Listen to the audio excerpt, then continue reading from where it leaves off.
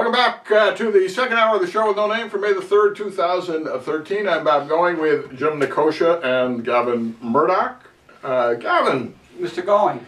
All right, the school budget has been approved, right?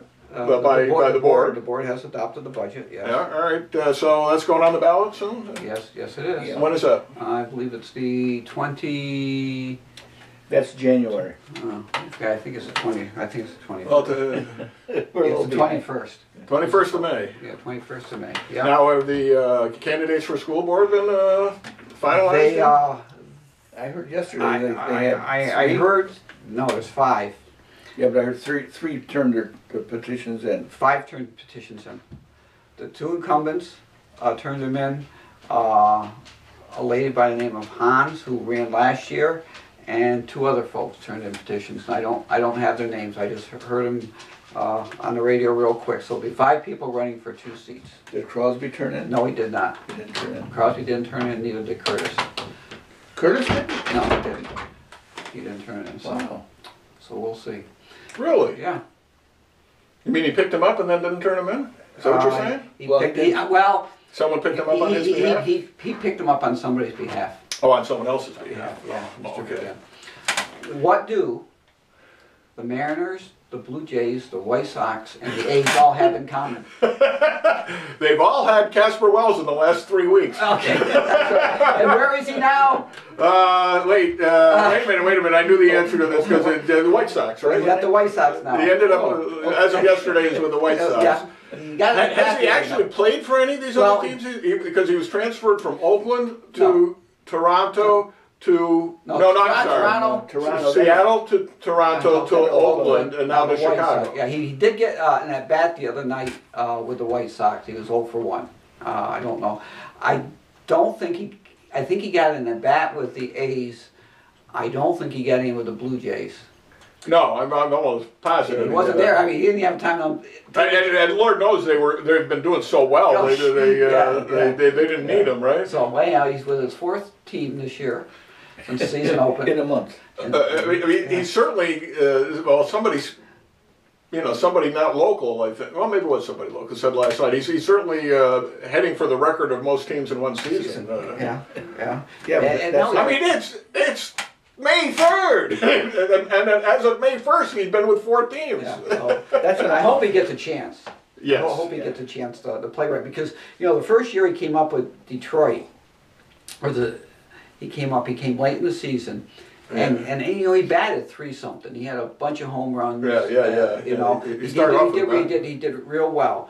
And then he came back with them, and there was really competition, and for 4 spots in the 3 spots in the outfield, and he missed out. And so they played him primarily against left-handed pitching to give the regulars a day off, and as a pinch hitter.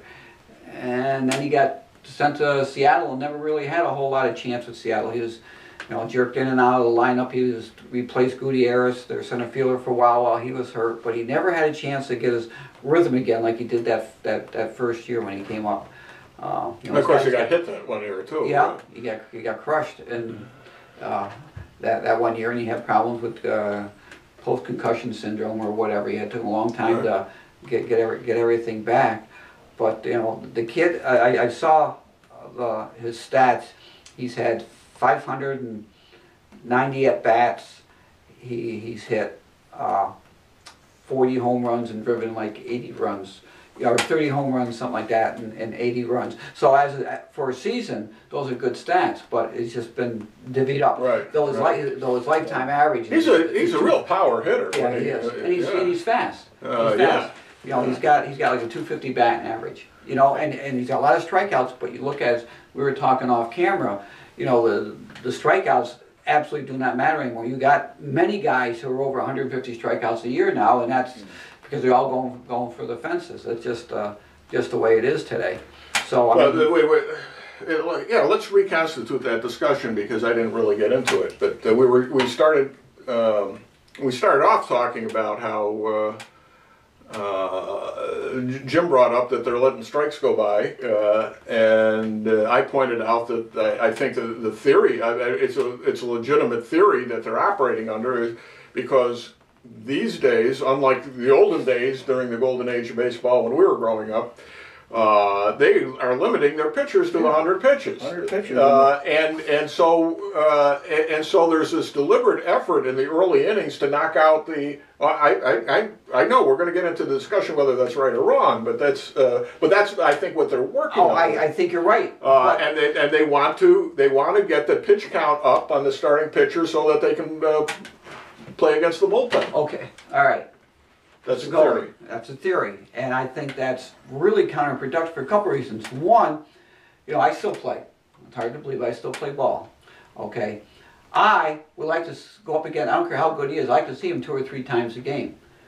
In major leagues, you're right. They're trying to run the starting pitcher out real quick, but then you're facing guys once the rest of the game. That's right. Who does that give the advantage to? It gives it to the pitcher. Right, Who's exactly. coming in fresher than the pitcher. You're not facing that guy throwing 120 pitches. Right, because you want to see the guy for the 3rd time. Absolutely. Now you got the timing. Sure, down. and as the statistician said the other night on TV, so many guys take that first pitch. So now you're playing a game, you only get 2 strikes. That's right. All right. And take a look at how the odds change when the pitcher has the first strike. If the pitcher has a first strike, his chances of getting an out go up astronomically. Absolutely. You're talking, a batting average against that situation about $1.25. Right. Okay. Now there are not too many guys like Wade Boggs out there anymore whose vision is so good and ability to fight off pitches is so good that it doesn't matter if they take a lot of pitches. Their advantage is still good. He's still going to hit 358. There's a great story of Boggs stepping into the batter's box, and umpire says, "Count as 3 and 2." And Boggs turns around and says, "I just got here."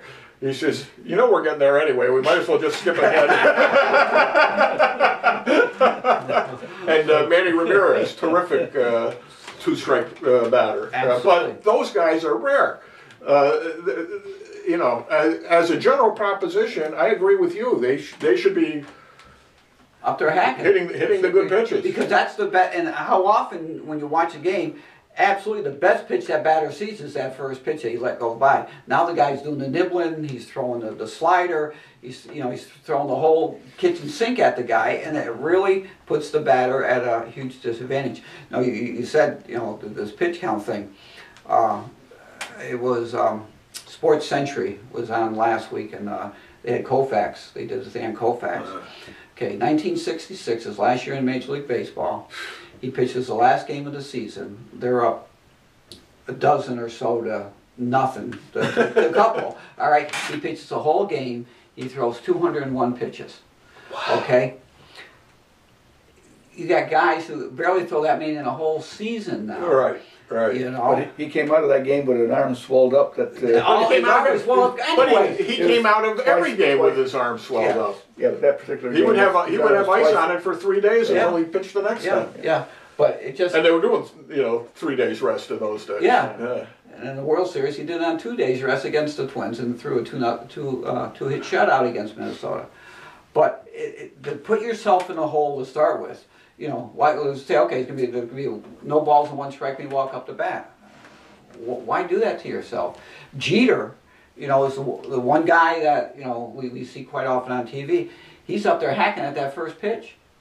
All right, and that's usually the best pitch, and he hits very well. The guy who's swinging at the first pitch averages a 375. The guy that's 0-1 is gonna be batting $1 something. It's just right. It's just totally counterintuitive to allow that, and that's why there's so many strikeouts, and these guys are striking 150, 160, and these guys are batting 220. Yeah, they hit 35 home runs, but is the cost benefit enough? I'm going to say it's not. And you want to see. I suppose but they're hitting these home runs with nobody out. There are guys, as I said, who can do that, who are the exception to the rule, and those guys let them take as many pitches as they want.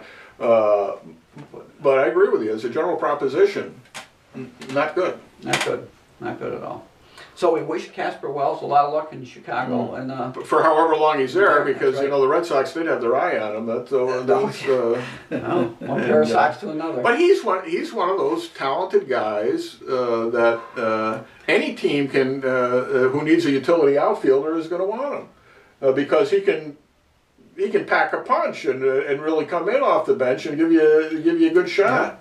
It'd be nice if he could land with a team where he could be an everyday player. He was for a while in Seattle, I think, until he got hurt. Yeah. But he never got going as well there as he had been with Detroit. Right. Only against the Red Sox. He did great against the Red Sox. And there were all the more reason for them to grab him. Yeah, right. Speaking of the Red Sox, and you know, I know I keep bringing this up, but they're my team. It's your show. And it's my show, and they're just doing so great. And I know the day will come when, you know, I'm not going to want to talk about them at all. So, but boy, they're great to watch. And, you know, we subscribe on the MLB.com so we can watch all the games. And Clay Buchholz is pitching 6-0. as well as I've ever seen anybody pitch. He is painting the corners with every pitch. Every single pitch, and he's getting into the 8th inning in every game, and his ERA is like 1.01 right now, and I don't know how many games he's done where he's let in no runs. It's incredible. You know, and the real good pickup they got though, I thought, is Napoli. Napoli, that was the next word out of my mouth. I skip every time I have my fantasy you know, draft, at first I them. thought he was just streaking. This guy has put in a consistent season here, and he seems to be getting better and better and better. I think he's batting like 385 or something. Got a big average, a lot of RBIs. A lot of RBIs. He's getting the big hits, the doubles, But I passed on him every time in my draft. I played fantasy You baseball. passed on him? I passed on him. You know, my well, thought who was, knew? no, because you know I said, you know, he had such a good lineup to work with in Texas. He did well. He's going to be at Boston, but they're doing so well. Yeah, know? and he's got he's one of those guys. This team is having fun. And what a difference it makes. Farrell has changed the whole atmosphere. That's right. And boy, he is the perfect guy for this team. Absolutely the perfect guy. He's turned his two big pitchers back around to doing what they're supposed to be doing. I guess Lester did he get shelled the other night? They lost the game big. I don't know what, but I didn't watch that one. I didn't see. That was like the only blowout they've had. That's the only time they've been blown out all season, and we're into May. You know, they tied the team record for most wins in April. Just fun. They're just and the guy's coming off the bench. Ross comes in as the substitute catcher, and he's been having big nights at the plate and throwing people out. And the Japanese kid who's name I forget, who's one of the relief pitchers. He gets he comes out of that game and he's pumped and he's high-fiving everybody, and then. They're all playing like a team and like they're all having fun and they want to win, and it's not since the bunch of idiots has this team looks so together. And of course, Big Papi comes back, and what's he batting, about 516 or something like that? He's hitting more than his weight, and that's pretty high. Although he's like last year, he's thinned down. He's not Big Papi anymore. He's pretty large Papi. But he's trimmed down around the waist a lot, and he's getting around faster. He's never looked as good as he does now. We mentioned one of your idiots, Damon. He's playing for somebody. He is. Yes, I can't remember who I saw that he was playing with. He's still doing with somebody. Now explain. I missed this in the off season. Explain to me how the Houston Astros came to be in the American League. They wanted to have the same number of teams in each league. Okay, they thought that by moving Houston, you've got a real solid rivalry now with Texas. And the other thing it did, and I totally don't understand it, nor do I agree with it in any way, shape, or form, is you're always going to have an interleague game being played because you've got an odd number in both leagues now. So you're always going to have somebody from each league playing against each other. and I am totally opposed to interleague play. Yeah. And the other thing that's happened because is you still have an unbalanced schedule whereby some teams play sure. other teams more than others.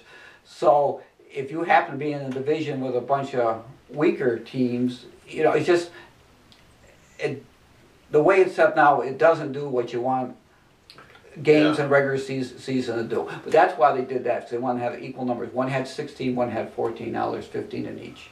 Well, why not just send Milwaukee back? Oh, those guys have been jerked around too. Yeah. They were in the National, then they sent them to the American League. Yep. And then they came back into the National League. They have Brewers in National League now. Well, yeah, I know. I know Yeah. that's Yeah. the Milwaukee Brewers were not in the National League originally, No. but it was a National League town when the Braves were there. Yes. But the Brewers started out as an American League team, And they got traded to the National League. right, and For and, future and, and, considerations. and they're actually well, they of course they weren't the last team in, but they set the balance off the other way. You know. No, I understand why they set the rivalry in Texas. I just don't. I think the interleague play at most should be done like every 5 years as a novelty for a week or so. You know, but one of the huge disadvantages that the Red Sox had was they were constantly being forced to play against the Atlanta Braves because they were the former Beantown team.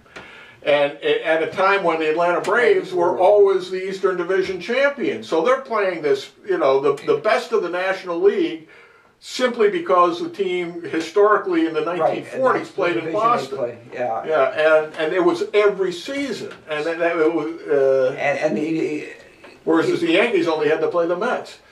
Who they always played anyway in the Maris Trophy. One of the things that they touted when they first went to this interleague play was that you're going to have a chance to have rivalries, develop rivalries. You can't develop; they either exist, or they're going to grow on their own, or they're not. I mean, who is the rival of Colorado? All right, they don't have any. There's no Derby Minneapolis. Minneapolis, No, Milwaukee. There isn't any, and they just forced this thing, and the thing. And then the other thing was, well, it's going to give fans a chance to see teams they don't see. Baloney. You can watch anybody you want on TV. Right. All right? And people don't come to the ballpark to see somebody play because that team's coming in town. Unless it's maybe the Yankees or Boston. But you're not going to, it's not going to do anything with the attendance. Right. You know, because people can watch it on TV. I agree with you. The whole thing's silly. In the old days, real old days, you never saw National League players, never saw the American League. Until you got to the World Series. And by the way, it seems to me that the odd number of teams in each league does not necessarily force an interleague game. Because you can schedule it.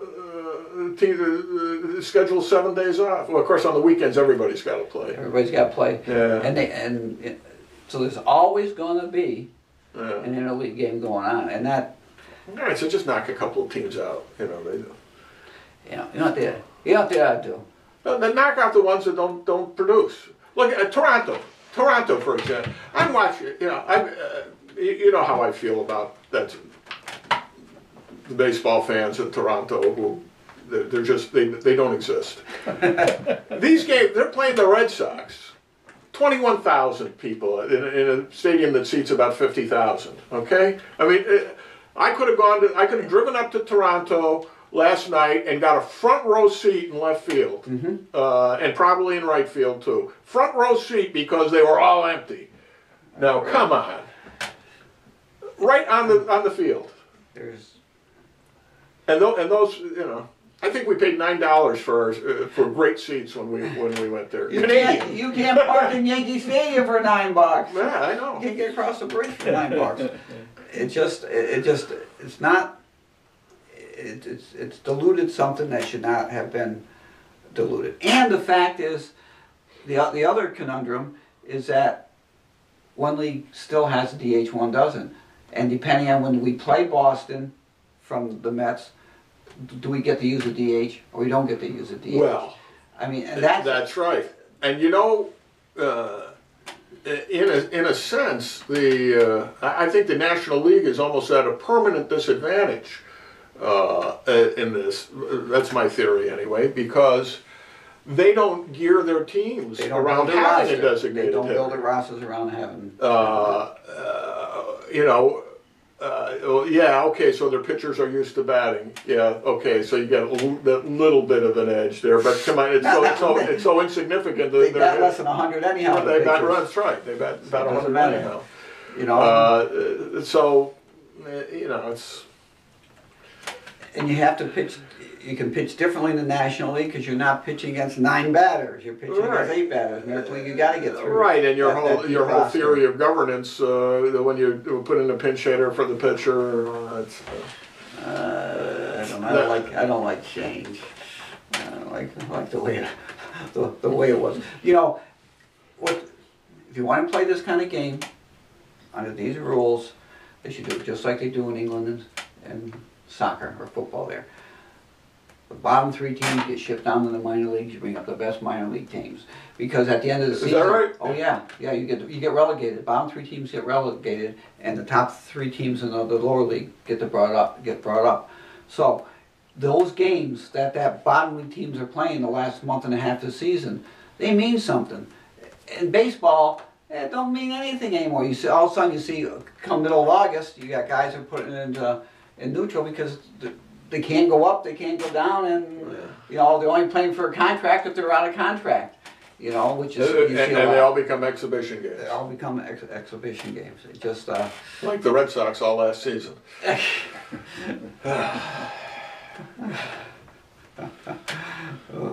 And of course, the Yankees are breathing down their necks. You know, I mean, the Red Sox are like 70% or something, but the Yankees are only like 2 games out. So. How many Yankees can you name? Because it's not Sabathia. Who are playing, you mean? Yeah. Oh, Sabathia's still playing? Yeah, he's still playing. Yeah. Yeah. And Cano maybe. That's it. See him? Yeah. He's not hurt? No, he's doing really well. He's one of the few guys that's He's not a good hurt. ball player. I can't stand him. Huh? I can't stand him. Can't stand him? I can't stand him. I don't. Why is that? He just is lazy. He doesn't hustle out there. Geez, he's pretty productive for a guy who's lazy. Yeah, I know. Well, but he just looks like. You know, he does. If he's going to be out, he doesn't hustle. J.D. Drew used to look so lazy out there, and yet you know when he wasn't hurt, which was often, but over the course of his production over the course of the season was generally pretty good. Yeah. You know, he had some good hits, good at bats, and he's standing at the plate and he looks like he's just. You know, taken a nap between pitches, but you know some guys just look like that. But you know, say what you want about Pete Rose, he ran out every pitch, every at bat, and that's something that they should all do. I forget who I was watching a game last week where. You know the guy gets lazy and doesn't run it out, and he couldn't beat the throw because it got bobbled. You know, you know one of those infield ground balls, and he just kind of stands at the plate and gets thrown out. Yeah, Pete Rose, he was Rookie of the Year I think in '63. At the end of the season, he gets his award, and they say, "All right, what's your goal?" He says, "I want to be the first singles hitter to make $100,000." That was his goal, right? And I'm like, you know, you get more than that as a signing bonus now. You know, but that was his goal, and certainly he achieved that as well as another 4,000 some odd hits in there. You know, he's the kind of guy you couldn't stand playing against, but you wanted him to be your teammate. You know, Well, they didn't call him Charlie Hustle for nothing. That's right. No. But you know, it's too bad his rise and fall. But you know, it's all his own doing, his fall. But you can't take away what he did on the field. And what was it he said in that game, that great Game 6 with the Red Sox? How he felt just to be in that game, you know, it was just. He was his little kid. Yeah. He was a little kid. Yeah. He really Just loved every minute of it. Yeah. Yeah. You know, and it's too bad because you know how can the guy that has more hits than anybody, nobody even close to him, isn't in the Hall of Fame? Yeah. You know, I mean, and he did Because he flunked the character test. That's, in what spades. character? Yeah, yeah, And lied. And, yeah. But you know what? He is in the Hall of Fame. His records are there. His records are there. You look at Absolutely. anything, you know, how many doubles. He's up at the top of those lists. Yeah. Okay. Yeah. He just doesn't have a plaque. Yeah. They're not saying we're going to whitewash his records. No. You know, you're not whitewashing, taking away Barry Bonds' record. You take that away, but we don't have to let you in. Speaking of whitewashing records, I'm reading this morning, just before you guys got here, there's a track team down in Texas. Yeah. Well, you must have a lot of time. Yes, Yeah. Okay. I thought so. Oh yeah. The track team, high school track team down in Texas, Yeah.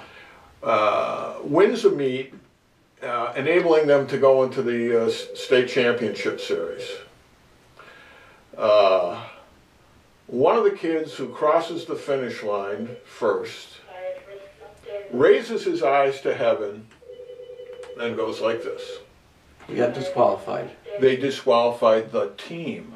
They DQ'd the whole team. They disqualified the entire team for on the theory that that they were demonstrating and humiliating the other side or something like that. You know. The kid didn't pound his chest. Right, and he didn't say yay. They're not allowed to do that to make that demonstration. He was saying all glory to him. And they disqualified the entire team. They won't say who the judge was who did that, but then they appealed to the league, and the league upheld the ruling, and so they're not going to the state finals because Somebody demonstrated. Wow. I mean, that's pretty. That was a pretty. Wow.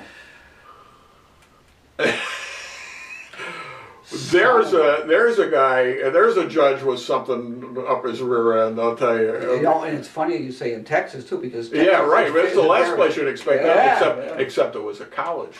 See, it was a college judge who made the ruling. That's ridiculous. Yeah. And you see where they're the army is now court-martialing people who talk about God to their fellow soldiers, including chaplains. I read that. Yeah. I read that. I read that yesterday. Honest to God. I was going to say, Excuse me. Please, Bob. You know, if our producer hears you. Oh, we are the producer. you know, Never mind. when I read that, I read it on the computer. I said, this has got to be another one of those. It can't be true. It can't be true. Right. It can't It can't be be. true. Call Snopes. It's true. Oh God. It's true. And of course, we just had that that expert preaching to the military about who the domestic terrorists are, Catholics, evangelical Christians, and those you know, those are if you see these are, you know, right to life people. Wow. Flip that over. Yesterday they had those two horrific fires in Schenectady. And I didn't see that. No. Yeah, and on the news last night they talked to the chaplain for the fire department. The priest came over and he talked to the firemen about those situations, and he counseled them individually. I'm thinking, good for you, good for you. And that was right after I heard about this the military going the other way. And I don't think we talked about what happened in Boston. Did you see that? They wouldn't let the priest come in to administer last rites or come over to help people. Right. Anybody was outside the line, you were kept out. The priests from a nearby church grabbed their holy oils that they used to anoint the dying, and they immediately ran to the site, and they were not allowed in. And you know, that 8-year-old kid was a Catholic. He was, you know, he just made his first communion. Yeah. That whole family. And you know, you think of Father Michael Judge, who died at Ground Zero, who was out there with the bodies falling all around him, anointing the bodies as they fell off the buildings, and then dies of a heart attack himself. You want your head to blow. And you would anybody even have considered throwing him out of there? I don't think You get out of here, Father. You know, you're not one of the first responders. Yeah, I am. I'm the first one here. Yeah. Oh my God. Ridiculous. It is so ridiculous. It's infuriating. You know, I mean, you know, the next thing you know, Obama will be doing away with the chaplain corps altogether. You know, chaplains are not allowed to, you know, to speak about their religion to Their own parishioners. And you know, there's several, at least a couple of chapters that appear in my book. I forget how many I left in that included, you know, Father Welly, Father Edward Welly, Billy Welly's uncle, who's out in New Guinea and getting shelled like crazy. But I actually came across a couple of letters he wrote home that appeared in the paper, and my story of him is. It's based on those letters. So I put these thoughts in his head in New Guinea, which were actually what he wrote home. You know, the beauty of the jungle, you know, the mountains and everything else, and then you know, then the shells are flying overhead, and he's diving into foxholes, and he's saying these are the modern catacombs. And he says there are no atheists in these foxholes. Yeah. There are no atheists, and he says it's a trite saying, but it's absolutely true. When you get out there, he says, as awful as this is, there are guys coming back to the church and coming back to God who had wandered away, and as much as the devil is trying to create hell here, heaven still comes through. It's you know.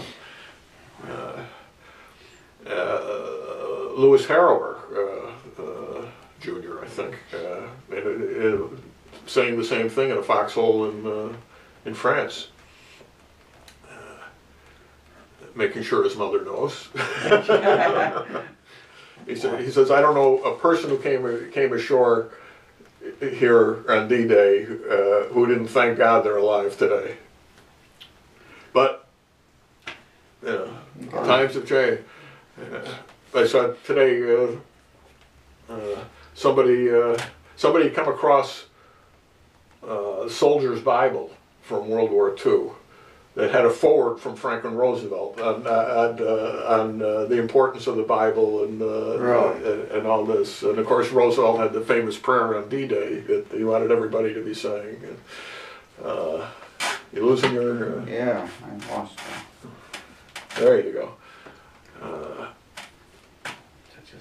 Is it really that different an era now? No, other than the atheists have taken charge, have taken control. They're taking control, and we let them. And they've gotten positions that their voice can be heard. But yours can't. But their voice can't. They have a right to their voice. You don't have a right to yours. Yeah, that's exactly what. For example, Tim Tebow. You know, how dare he talk about being a Christian? But you know. Let some basketball player tell you what he does with his sex organs, and that he's a hero. Yeah. But the guy who talks about his faith in Jesus Christ is considered a wacko enemy. Yeah, you know? Yeah. The pendulum swings back and forth, but boy, it's stuck on the one side right now. Look, you know, people can do whatever they want with their lives. It doesn't bother me. Those are the choices they make. But it seems to me. What people do with their sexual organs is nobody's business. And anybody who wants to tell you what they're doing with their sexual organs is an exhibitionist. You know, they're not any different from the guy who's pulling his fly down on the corner across from the schoolyard. They really aren't.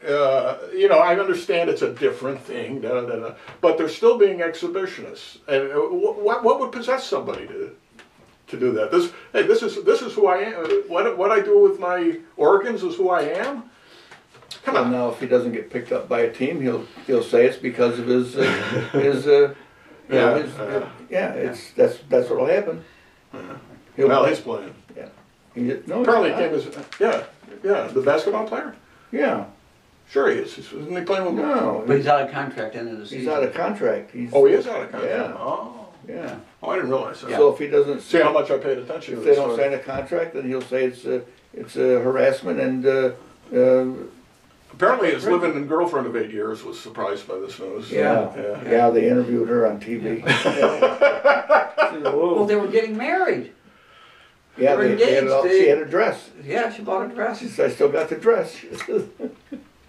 No, But really, that's, I mean, that's, and this is like the lead-off story on all the nightly news broadcasts and stuff like that. You know, whereas you know, the story of the abortion trial down in Pennsylvania has No- yet to make NBC news. Nothing on TV. Yeah. oh, There was Fox had something, you know, right after our show, I went home and I watched Fox, and they were talking about it on there. They actually did a 1-hour special on it, but they're the exception. They had an Yeah. article in the paper on it the other day, a short article The that is about his trial. oh yeah, well, the first time it made any of the nightly news, major network nightly news programs was when the judge dismissed 3 or 4 of the charges. That made the news. All of a sudden, it's okay. We can say something favorable to the abortionist. And we're talking about this Gosnell guy down in Philadelphia, who the testimony is when babies were born alive and botched abortions, or actually the New York Times is calling them viable fetuses. Yeah.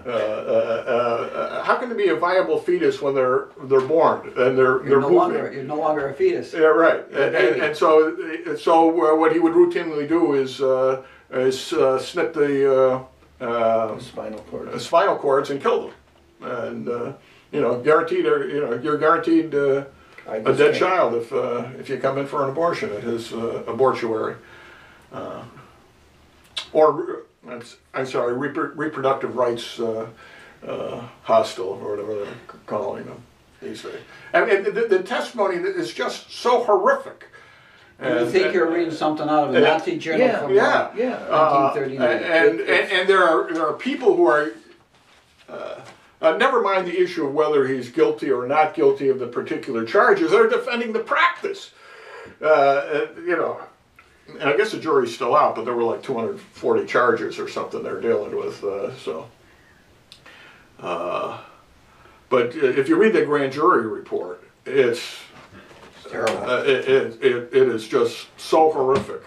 I guess NBC's excuse was, well, you know, this stuff is too terrible to put on the news, so that's why we're not doing it. Excuse me? They've had some pretty terrible things on the news. Yeah. No. And I think Dr. Gosnell is theorizing that, well, what's the difference? I mean, he performs late-term abortions. He says, well, what's the difference if, you know, if you kill the baby in the womb and, you know, run the forceps through the brain and all that before the child is born, or whether you do it afterwards. So it's a difference. And you know what? He's right. There is no difference. That's right. There is no difference. He's exactly right. There is no difference. You probably shouldn't do either one. That's right. It shouldn't be done either way. Wow. Well, I don't know. I mean, I don't understand people who think like that. I do not understand it at all. And that's all I have to say on the subject. Well, what else is happening? Oh, I see there was a day of prayer at City Hall. You know, I read about it yesterday that it was going to be, they were going to have that today, but It must have been yesterday. It must have happened yesterday because there was a picture. well, Yeah, whatever. I read about the day before, but you know, why just the day before? Why not 3 or 4 days before, or a week before? I missed it altogether. I didn't even know what was happening. So that people That's my fault. can make it a point of going. There was 20 people there, and who were they? Mostly ministers. Yeah. I think there was 4 ministers. There was no Catholic priest. At least there was none in the write-up. Yeah. Well, maybe. And city hall workers, you know. And I think Diane Smith's in the picture, if I'm not mistaken. I think so. That's, You know, we still have emergency parking for snow up until April 1st. That's what the sign downtown says. Okay. We can change that maybe once in a while. Or if she lost her minister of propaganda who did that. Who's responsible for that board down there now? Oh, I mean, it's still on the flash Yeah. sign on the main street? Yeah. Well, that's, I don't know who is Rebecca taking care of that now? I think so. no, I thought it was Van Houseland. Oh, maybe. Have you heard? Well, from he's been him? busy. I got an email from him Good. the other day. You know, it was starting to read the book because he was one of my military experts that I sent it to. Right? By the way, I sent it to 3 colonels and a Spec 6 sergeant. And it's the sergeant who sent me all the military corrections for the book. Of course, it was my brother. But, my brother is quite the military historian himself. Terrific book. Terrific book. He said, no, he says, no, you got this wrong. The Higgins boats could only accommodate like a platoon. And I checked it out. Yeah, you're right. And I'm thinking the whole company's coming on this boat, and it's only the platoon. And there were actually 6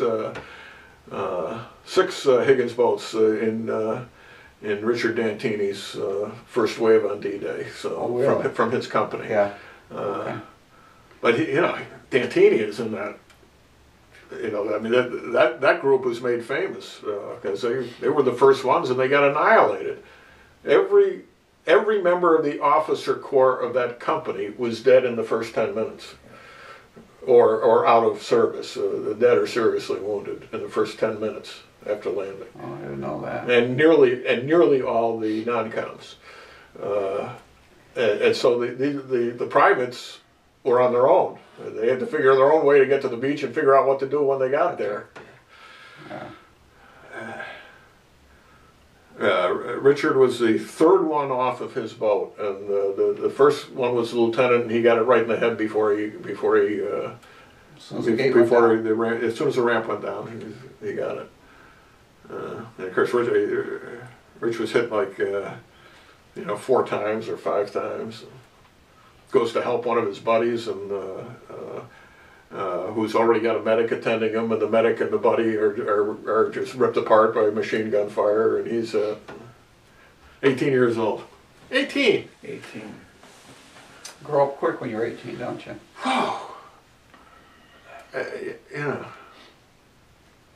I mean, my boys are like 28 and 30, and I consider them too young for going through those experiences, and they would have been the old men in World War II. Well, how old was your father? He must have been 18 or 19, wasn't he? He was born 27, 16. He went in when he was 17. He left school, went in, served in the Navy, and then when he got out, he went back to school to finish his high school. Yeah. But his brother, Dan, went in early. His older brother. He was 10 years older. I forget which copy I gave you, but I had the story. One of the last things I put in was the story of the guy who turned 18 in 1946 and then had to sign up for the draft after 2.5 years in the service. He went in at 15 and nobody questioned his age the whole while he was in there. And because he went back to high school. Yeah. I better straighten this out before I go to jail. That's right. I've already served my time. Yeah. Oh, wait a minute. There's this GI Bill thing, and maybe I should straighten this out. Well, okay. Well, let's see how this works. Okay. Well, you're doing what you're supposed to be doing. You're signing up for the draft on your 18th birthday. That's right. And then, okay, we'll classify you like 1C or whatever it is because you're a veteran. So, you fall into this category. Okay, you're done. See you. Have a nice day. Do you remember where you were when we went through the draft? When we had a lottery? Where I was when the lottery was drawn, I don't. Jim Labatt wrote a whole play about that, as I recall. Yeah. We were sitting in Burz's. There were 7 of us went up. Bob Swider, myself, Gary Barkovich, and a couple other guys, and we watched on TV as the numbers were drawn. They put their hand in here. 23. September 3rd, and they went through, and there was some celebrating, and there was some. Gary Barkovich, I think He was low man. He was 7. He went right away. Yeah, I think he was like 7.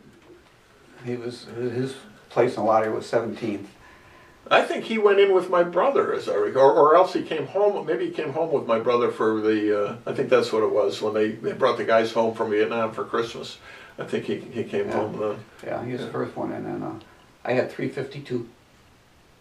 Mine was 328, I think, something like that. I mean, I had no chance of getting called. You know, I had and plus, I had the student deferment for you. Did you still? Did they not have the student deferments for you? They did not. I think I had the last class at. We had our student deferments, so we kept them. Yeah. But that's why we were. But even if I dropped out, I never would have been called. And then it turned out I was I would have been medically thrown out anyway. Why is that? I didn't find this out till I was family court judge. That's how long ago it was. Long after it was. But I have a pretty severe allergy to wool, and the uniforms are wool, and I would not have, and the blankets are wool, and I would not have passed the physical. When I was in college, I had across the hall from 2 seniors, Bob Geyer and Rich Phillips, and they were going to run out of their deferment. They're going to graduate, and Gower was watching. He was from Binghamton, and he'd call every week to see where he was.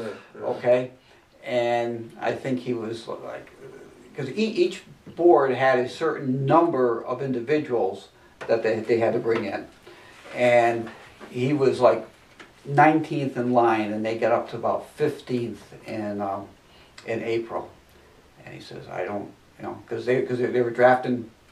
They were taking Marines, you go Army, Marines, they're going both ways. And he says, I don't want that to happen. He says, I'm gonna go enlist. And so he enlisted in the Army, graduated, enlisted. They got one man before him, he would never had to gone.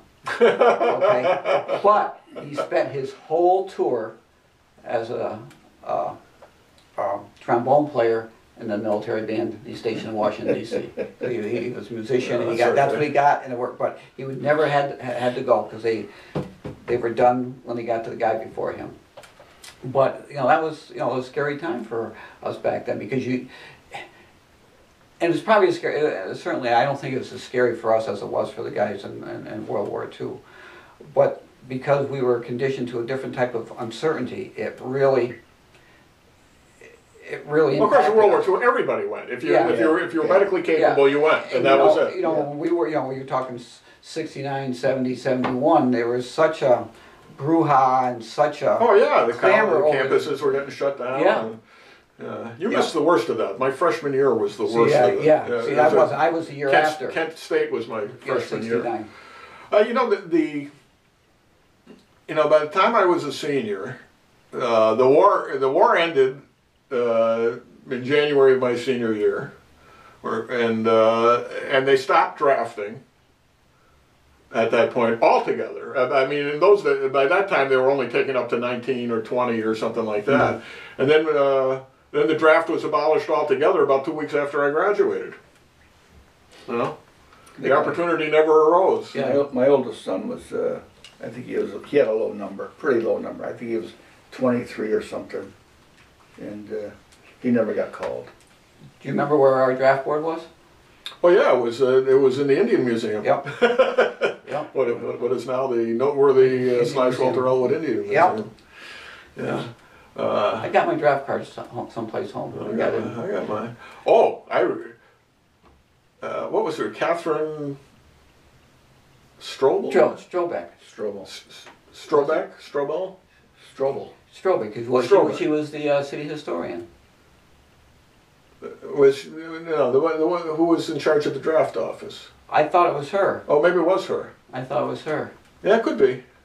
Anyway, I won't swear to it, but I apparently I forget what the rule was about when you had to sign up. Whether it was 30 days before your birthday, on your birthday, so whatever it was, I showed up thinking I had another 2 weeks to go, and I was 2 weeks late or something like that. However it was.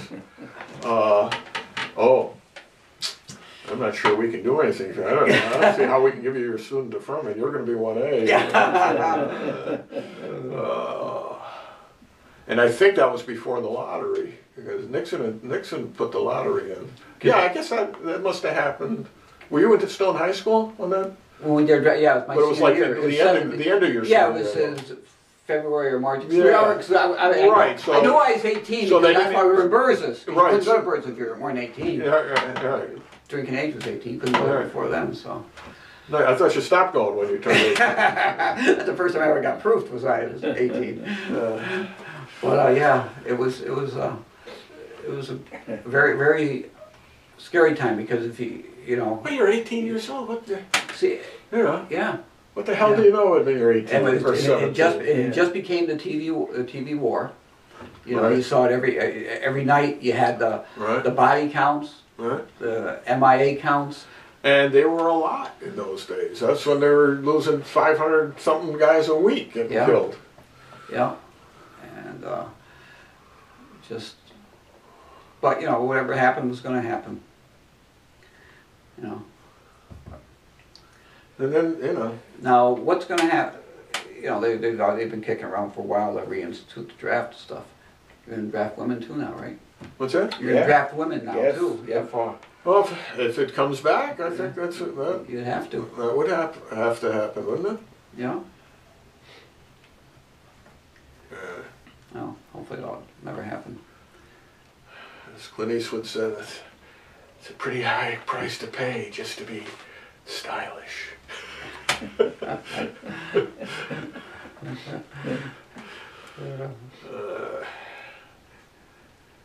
Yeah, of course, the Israeli army's been doing it for years. They've been on their front line. Women have been on the front lines.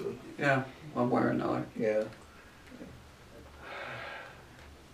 Well, anyway, that was a long time ago.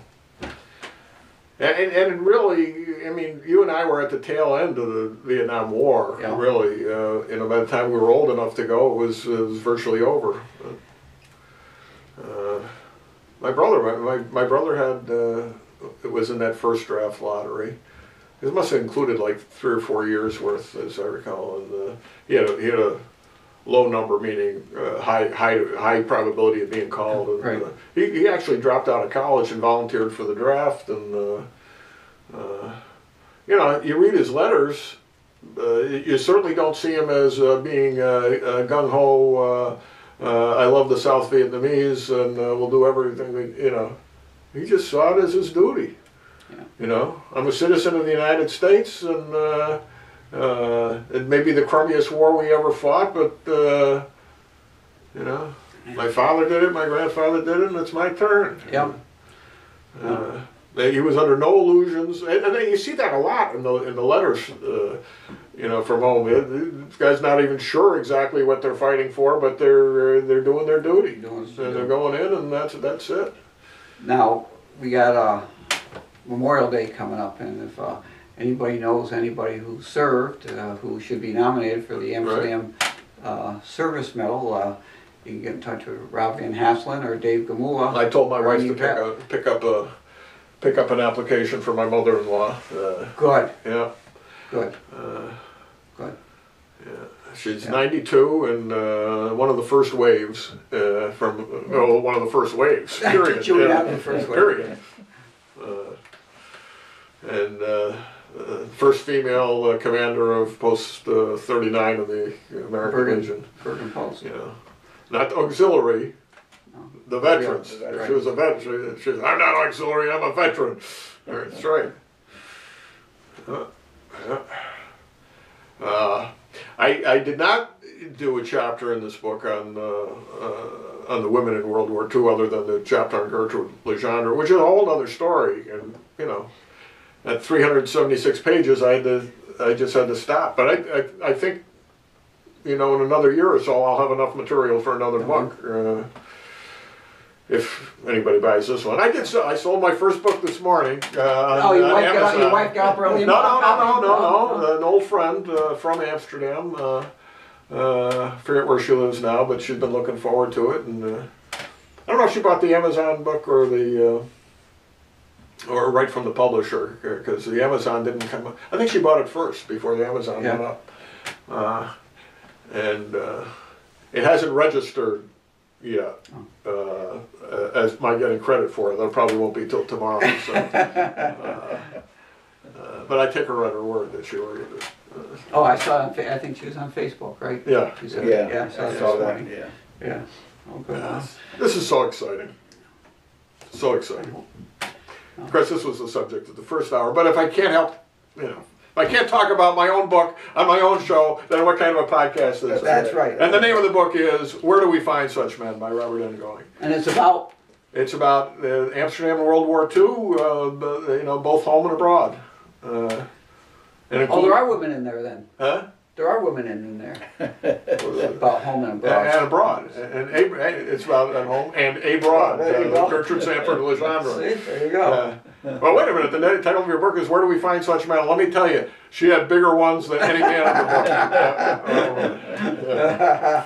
book. Probably couldn't say that on the radio, but this is our podcast. Yeah. What an amazing woman.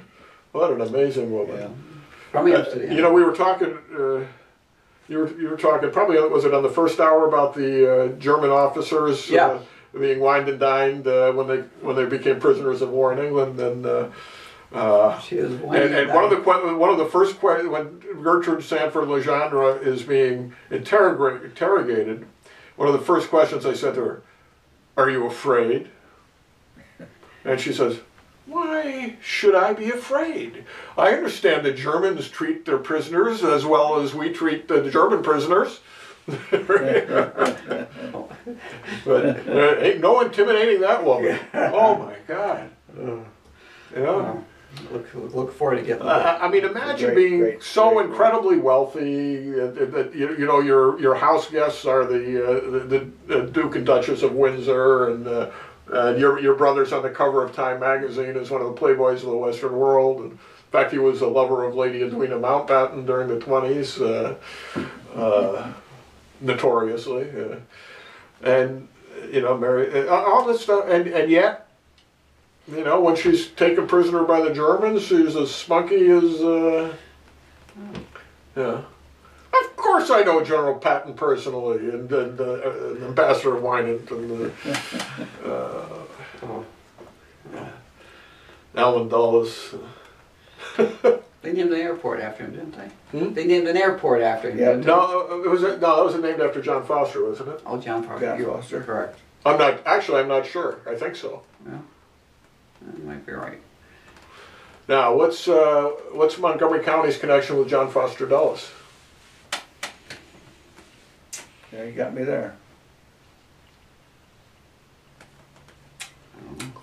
His son, Avery Cardinal Dulles, one of the great converts of the 20th century, and one of the few non-bishops to be a cardinal in his lifetime, is buried at Orisville. Yes. That's right. He was a Jesuit priest who was made a cardinal. So was Stan Musial. Stan Musial was a cardinal. Has an Amsterdam connection. He was Polish. Yes, but Avery Cardinal Dulles is buried in the Jesuit cemetery up. I didn't know that. Up in Orisville. Yeah. No. Yeah. I think Father Egan must be buried there as well. Yeah, I think he is Well, too. he is. Yeah. He used to peddle the evangelist with my father. His brother Dick Egan does not appear in my book. Not for want of, not for want of courageous activity during World War II, but because he said to me, "I don't want to be in your book. Don't put me in your book." But he was one of those guys slogging up Italy. I think from Cassino to Anzio to Rome and beyond, and I was slogging too. when I wrote the first book, I addressed the Holy Name Society, and I took comments and questions afterwards, and he says, "I'm glad I'm not in that book." And then he begged me not to be in this book, so he's not. His sister is, though. She plays the piano. But you can put him in your next book. It wasn't in that book. Well, yeah, that's right. You can get around it, I Bob. can get around it if I want to play games with a good guy who's a friend. Anyway, so that does it for this week. Anyway, we've run out of time. There's Gavin Murdoch and Jim Nicosia. I'm Bob Going, and we'll be back on Tuesday with our radio show at WCSS1490.com at 10:04 a.m. Eastern Daylight Time. And back here again next week with our podcast of The Show with No Name.